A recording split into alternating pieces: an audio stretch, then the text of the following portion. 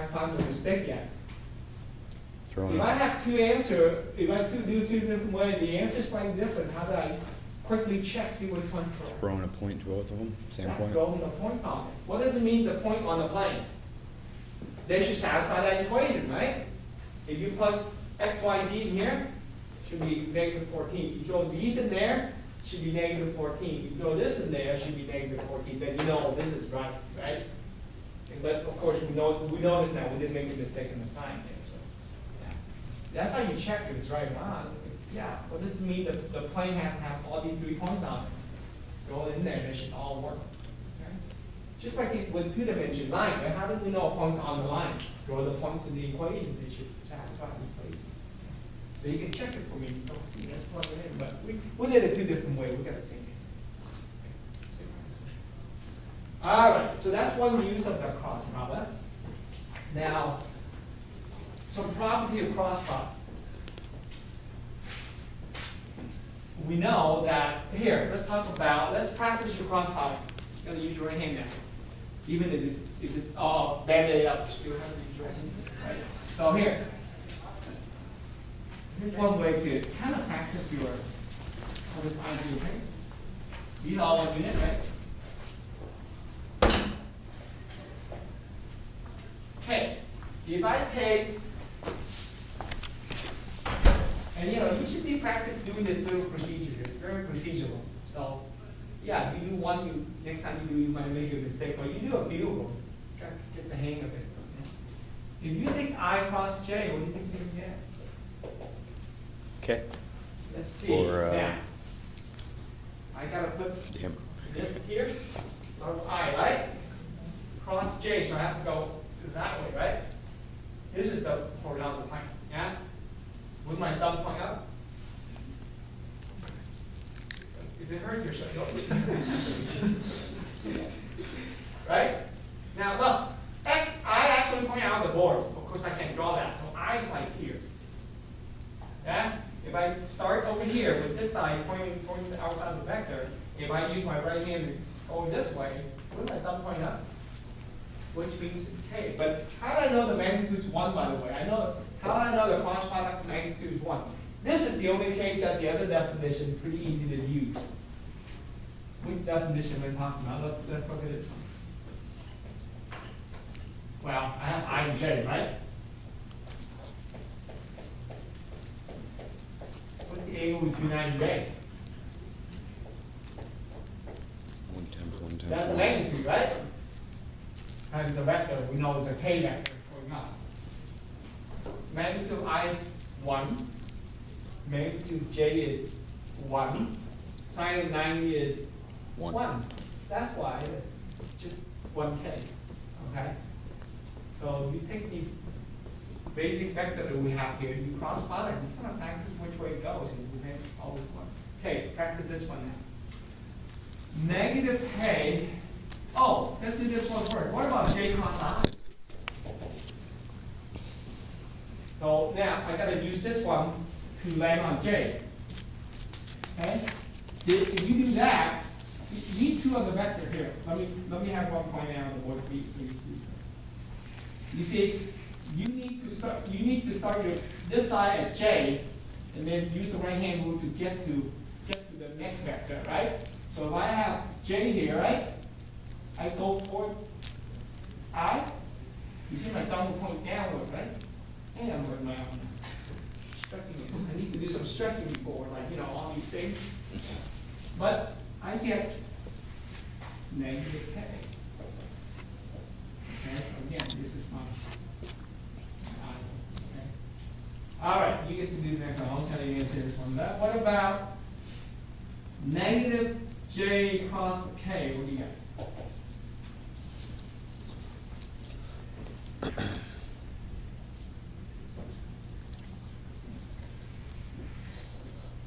Negative I. Okay, let's see. Negative J would be over there, right? I have to cross K. But I need to start I need to use the right hand to go from one to the other. Yeah? I'm trying to put it on that vector there. I'm going to k, right? See that? Negative j, this vector is on my, in here. See, I have to put it this way because I need to turn this way to get to the other one. There's only one way to do it. My thumb point in the board. It really hurt if I try to do that. Right? But it's the other way of I, which is negative I. So you kind of think about using these and cross one to the other. You kind of practice which way it goes. They help you practice your right hand rule. Okay. What about negative k cross negative I?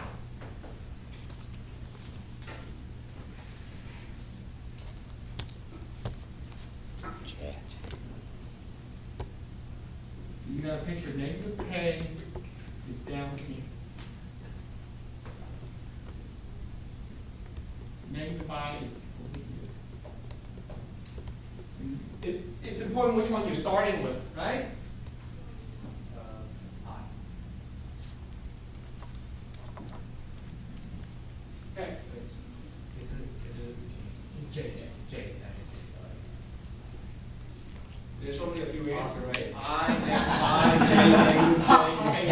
J, so you only have people, only 6 possible answers. Right, well, oh, that means you next time you should bring a die. There's 6 sides. One of them's the right answer. What's the change of that? Yeah. Now, let's see. Let me see. I start with negative k. And we'll go to I. So it's kind of think three-dimensional here. Negative k, see. And this is interesting. I can do this now, right? Go to negative I. Okay? Which means, okay. Would you get the same answer if you did the matrix? Of course, a lot harder, but you would. How would you do the matrix thing that I showed you if you want to do any one of these? I mean, let's just take the first one, for example, right? 1, 1, 0. I, J, K. Look, you could do that, but it's just a lot more work in this case. So we're taking this as one vector, not the other one, right? So the first vector is 1, 0, 0, not that. What's the second vector? 0, 1, 0. And you do your thing, and you know that the answer can be 1k. There's a lot of 0 there, that's why, right? Like for example, this cross product, oh, 0. The first one's 0, right? The next one, if you take that away, that cross product, oh, what do you know? 0 also, right? Okay, that's 0, right? 0i, 0j already, right? For the k, however, you take that cross, ooh, that's not 0. 1, and then minus 0. 1 minus 0 is 1, but that's the k, right? 1k, yeah, you would get that. You want to practice that also, okay? But you can see those just by warming up your hand and do something right hand rule. Okay. It really takes some kind of try to visualize how you use right hand rule in 3 dimensions. All right, so what else? What we're going to do next is now we have a couple tools now, or a few pieces of tools in terms of vector and plane. We can find from particular anyway now. We could, well, there might be problems that want you to see parallelogram. We can find area parallelogram pretty quickly too, if you give me 2 vectors. Okay? I mean, if I want to see it, there's a few ways to find area parallelogram now if I have 2 vectors. And an angle, of course, but just given 2 vector, I could do it also. Yeah? If I want to know the area of that parallelogram, technically, if I can do the cross product and recognize the magnitude of it, that's it, right?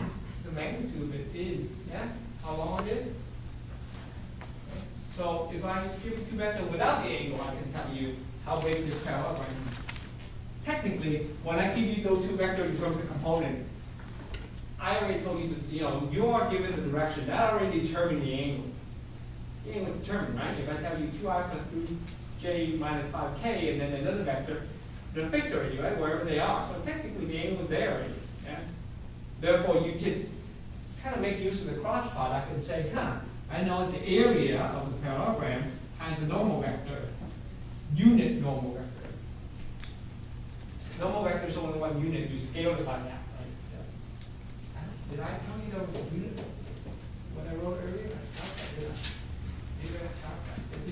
It's a normal vector that's 1 unit, you scale it out. Or maybe I say the magnitude, the magnitude of the normal vector, that's what that is. So the magnitude's right here. So once you find your normal vector, find the magnitude, that's the area of parallelogram, see? So there's 2 different views of that. Now, if 2 vectors are perpendicular, the dot product is 0. What do you think the cross product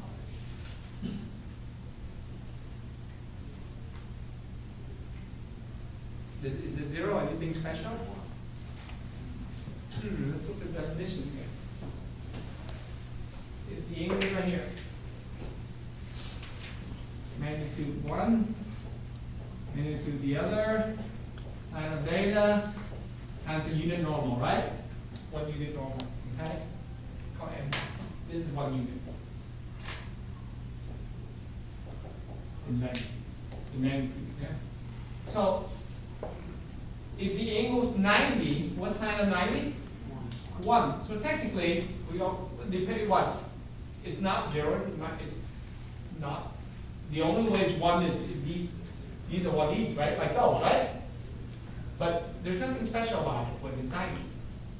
Okay? Except this is 1, so yeah, you calculate these. However, what if 2 vectors are parallel? That means you put it, the 2 vectors are, right? If you resolve them, the 2 vectors are on top of each other, right? Are you doing any moving with your range? Is the thing going anywhere? No. Because they're parallel, what theta? What sine of 0? 0. You see? Maybe if you have 2 vector, one, it's easier to, I think it's easier to recognize 2 parallel vectors just by multiple of each other, right? But you don't see that. If you take the cross product, that's a hard way of doing it. That the cross product should be 0. Tomorrow, we're going to have, I want to kind of mesh the problem up and see what we're going to do with vectors so far to help us solve those problems. So I'm going to have a little problem tomorrow. We're going to work on it. All right? You ready to study yet? You ready to study yet? I got the cross product, man. I got down poorly, but like I said, applying it to the areas, it's got across everywhere. We did that 100.